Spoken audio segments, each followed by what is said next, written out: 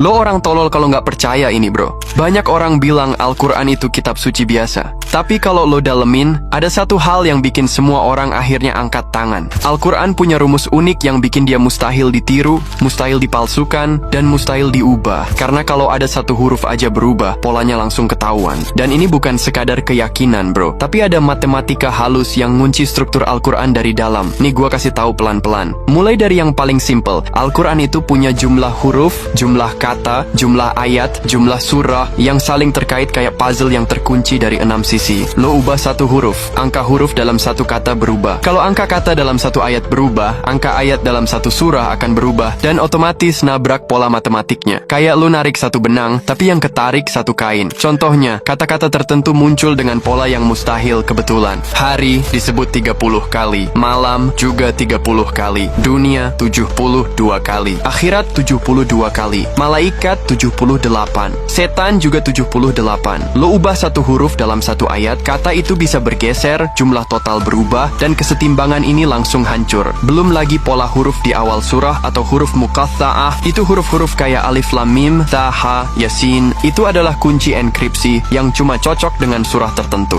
Misal lo masukin alif lam mim ke surah yang bukan tempatnya, jumlah kemunculan huruf ALM di dalam surah itu langsung kacau. Dan itu udah cukup buat ketahuan kalau ayat itu bukan asli. Kayak password yang kalau lu salah masukin, bakal langsung keluar warningnya. Yang lebih gila lagi, Al-Quran itu dirangkai bukan dari paragraf-paragraf panjang kayak buku biasa, tapi dari ayat yang masing-masing punya panjang tertentu, ritme suara tertentu, jumlah huruf tertentu, dan makna yang saling nyambung meskipun topiknya ganti-ganti. Lu bayangin kayak nulis 114 lagu, beda nada, beda irama, beda makna, tapi semuanya saling ngunci secara matematis dan literasi. Itu bukan kerjaan manusia biasa. Dan satu hal yang jarang dibahas, struktur simetrinya. Ada pola di mana tema di awal surah ketemu lagi di tengah, lalu ketemu lagi di akhir. Bukan simetri grafik, tapi simetri konsep. Kata demi kata, makna demi makna. Ribuan ayat diturunkan 23 tahun, di tempat berbeda, dengan situasi berbeda, tapi hasilnya simetris. Lu coba bikin cerita berseri 23 tahun tanpa salah satu detail. Nggak bakal bisa bro. Makanya ulama dulu bilang, kalau seseorang mau memalsukan satu ayat saja, dia harus memalsukan seluruh Quran. Karena satu perubahan kecil akan nabrak. Pola kata, pola huruf, pola ritme, pola simetri, pola tema, pola angka, pola huruf muqatta'ah, sampai pola penutup dan pembuka surah. Kayak bangunan yang semen, bata, dan besinya saling ngait. Lo copot satu, ambruk semua. Jadi ketika Allah bilang, aku yang menurunkan Al-Quran dan aku yang menjaganya, itu bukan cuma janji spiritual, itu juga kode pengaman yang ditanam langsung di dalam teks. Dan hari ini lo bisa lihat sendiri, diserang dari manapun, dipelajari dari berbagai arah, diteliti sampai level huruf, Al-Quran tetap nggak bisa digeser. Karena ini bukan sekadar buku, ini blueprint yang dijaga dari dalam. Dan yang menjaganya adalah penciptanya itu sendiri. Jadi bro, kalau lo punya anak, gua saranin dah, biar mereka jadi hafiz Quran. Supaya masuk barisan orang-orang yang menjaga Al-Quran dari generasi ke generasi. Semangat bro, Masya Allah, Allahu Akbar.